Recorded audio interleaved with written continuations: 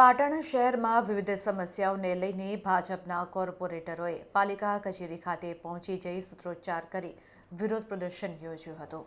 શહેરમાં પાણી, ભૂગર્ભ ગટર, પીવાના પાણીની વિકટ સમસ્યાને લઈને 11 કોર્પોરેટરોએ પાલિકા કચેરીએ પહોંચી સૂત્રોચ્ચાર કરી વિરોધ નોંધાવ્યો હતો। વિકાસના કામોમાં ગેરરીતિ સાથે મોટો ભ્રષ્ટાચાર થયો હોવાના આક્ષેપ પણ લગાવવામાં આવ્યા હતા। પાલિકામાં ભ્રષ્ટાચાર બંધ કરો, પ્રમુખ ઉપપ્રમુખ ખોવાયા, ગોતી લાવોના નારા જોવા મળ્યા હતા। ત્યારે ભાજપના નગરસેવકોએ 1 મહિના પહેલા પ્રદેશ ભાજપની રજૂઆત કરી હોવા છતાં પણ પરિણામ ન મળ્યું અને જેને લઈને વિરોધ પ્રદર્શન યોજવામાં આવ્યું હતું। 5 માંથી કોર્પોરેટર છું। અમે કોર્પોરેટર પદે ચૂંટાણા પછી 10 મહિના થયા, આજ સુધી કોઈ પણ અમારી સમસ્યાનું નિવારણ આવતું નથી।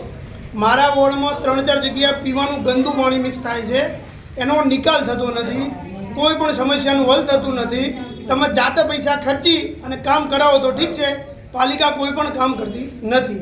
અમે આની રજૂઆત 1 મહિના પહેલાં પક્ષને કરી કે ભાઈ આનો કોઈક નિકાલ લાવો, પ્રમુખ બદલો અથવા ગમે એનો નિકાલ લાવો, કારણ કે કામ કોઈ અમારા થતા નથી, ખાડા નથી પૂરાતા, ગટરો સાફ નથી થતી।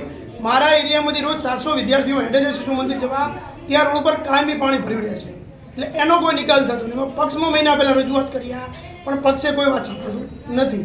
હવે શું કરશો? નહીં સાંભળે? હવે નહીં સાંભળે તો અમે અમારા કોર્પોરેટ પદેથી રાજીનામું આપી દઈશું, 11 જણા, અને પાર્ટીમાં રહીશું।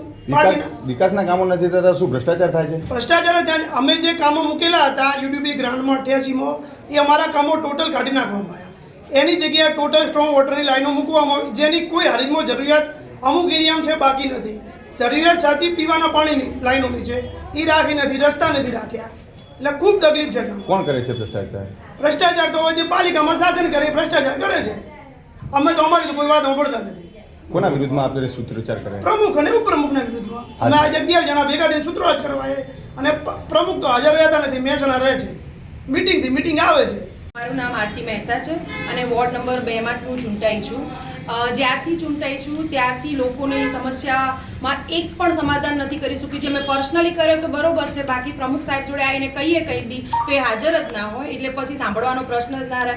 હમણાં મારા જ વોર્ડમાંથી બધી મહિલાઓ આવી હતી તો એમને એવું કહી દીધું, જે અહીંયા વણકરવાસમાંથી, કે અહીંયા આવી રીતે આવીને ઉબાડો નહીં કરવાનો, એમના કાન બંધ કરી દીધેલા। હવે આ કોઈ એમનું રીત નથી કે કાન બંધ કરી દે। ઓલા લોકો એવી ચીમકી આલીને ગયા કે જો તમે આવી રીતે નહીં સાંભળો તો અમે તમારા ઉપર કેસ કરી દઈશું, તો બી એમને પ્રમુખ સાહેબને કોઈ ફરક પડતો નથી। બીજી વસ્તુ કે અહીંયા આપણે આ પાણીની ગટરની જે વાત છે એ ટેન્ડર એમને કઈ રીતે કર્યા, કઈ રીતે પાસ કર્યા, અમને કોઈને જાણમાં જ નથી લીધું। નહીંતર એમને સભ્યોને જાણમાં લઈ અથવા કોઈ પણ એ બનાવે છે કંઈ કોઈ પણ ટેન્ડર પાસ કરવું હોય કે કંઈ બી તો જાણ તો કરે ને, બધું એમને એમના રીતે જ કરે છે। અમને કશું લેતા જ નથી અમારે એમના જોડે, હાજર રહેતા જ નથી ને, હાજર રહે તો લે ને એ લોકો પ્રમુખ। હા, એ મહેસાણા પ્રમુખ છે ને, મહેસાણા રહે છે, એટલે હાજર રહેવાની વાત જ નથી હોતી, એટલે સાંભળે જ નહીં આપણી કોઈ વસ્તુ। આપને આગળના સમયમાં સાંભળવામાં આવ્યા તો તમે શું કરવામાં આવશે? અમે અમારી રીતે કરીશું, નહીં હોય તો પછી રાજીનામું આપી દઈશું, બરોબર। બધા અને મારી સાથે બધા જ સભ્યો છે કે જે રાજીનામું આપવા હાલ તૈયાર છે, બરોબર। એટલા માટે હવે આ ખરેખર કંઈક એક્શન લેવાવું જ જોઈએ।